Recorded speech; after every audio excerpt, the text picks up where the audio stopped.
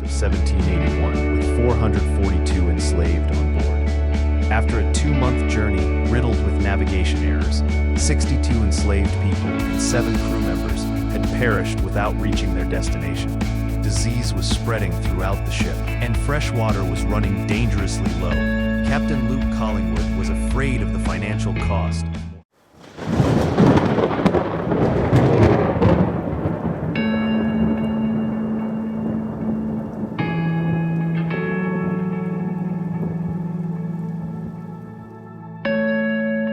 Slaves as cargo. At the height of the transatlantic slave trade, human beings were no longer seen as people, but as property, commodities to be transported, bought, and sold. On slave ships bound for the Americas, Africans were treated not as men, women, and children with names and stories, but as units of cargo, crammed into dark, airless holds designed for profit, not survival. This dehumanizing process was deliberate and systematic, an industrial-scale operation built on cruelty, greed, and the total erasure of identity. Welcome to African Superstory, a powerful space where African histories, cultures, and heritage come alive. Like, share, and subscribe. Thank you. The Middle Passage inflicted unimaginable suffering and death upon millions. It tore individuals from their homes, families, and cultures. This brutal journey remains a stark reminder of humanity's capacity for cruelty. The forced migration created a vast African diaspora across the Americas. Descendants of the enslaved built new communities and cultures. Their resilience and struggles shaped the history of these continents. Slavery fueled the economies of European powers and American colonies. It built wealth through the unpaid labor of millions. The economic structures built on this foundation had long-lasting effects. From about 1525 to 1866, 12.5 million Africans were taken from their homeland and forcibly transported across the Atlantic. A journey that approximately 2 million of them would not survive. By the turn of the 18th century, European merchants were building vessels capable of transporting hundreds of enslaved people per journey. These ships had extra portholes for ventilation, weapons mounted on deck in case of rebellion, and additional compartments added below deck to take on more human cargo. Before boarding the ships at African port cities, enslaved people were stripped of their clothing and remaining possessions and had their heads forcibly shaved. During boarding, which could take weeks or even months, enslaved people lived on the deck of the ship in a temporary wooden house constructed by the crew. The crew also installed netting around the deck of the ship, designed to catch those enslaved who might opt for death over forced servitude. Once moved below deck, enslaved people would find themselves stuffed into compartments with ceilings as low as 4.5 feet, where they would spend most of their voyage. They were segregated by gender and age. Adult men were kept separately and shackled in pairs. Women usually left unchained in their designated compartment, and children often free to move about the ship. There were no sanitary facilities of any kind. Enslaved people were forced to relieve themselves where they sat, creating hellish conditions when combined with the heat and lack of ventilation below deck.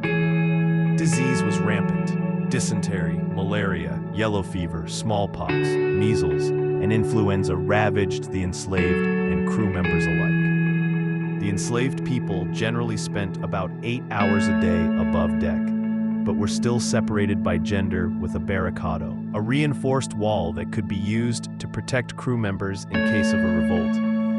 Enslaved people were also subject to forced exercise, which sometimes included dance and song for the entertainment of the crew.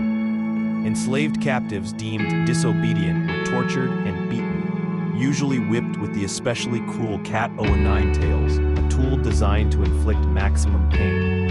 Enslaved people who refused to eat their typical meal of rice and beans were forced to do so, sometimes with a speculum oris, a medieval tool used to force open a person's mouth. This is African Superstory, a powerful space where African histories, cultures, and heritage come alive. Like, share, and subscribe. Thank you.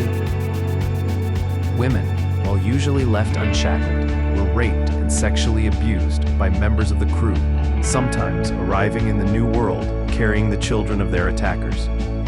But it was the women, using their minuscule freedoms, who would often coordinate mutinies against their captors. But these rebellions were rarely successful.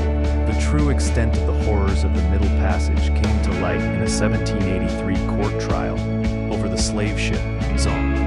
The Zong left present-day Ghana in August of 1781 with 442 enslaved on board. After a 2-month journey riddled with navigation errors, 62 enslaved people and 7 crew members had perished without reaching their destination. Disease was spreading throughout the ship, and fresh water was running dangerously low. Captain Luke Collingwood was afraid of the financial cost of more deaths.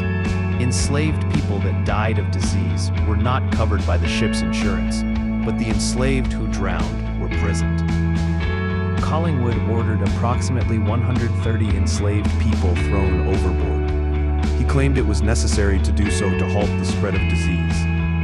At the trial between the Zong's owners and their insurance company, the owners argued that because it was legal to kill sick animals for the health of a ship, it was legal to treat enslaved people the same.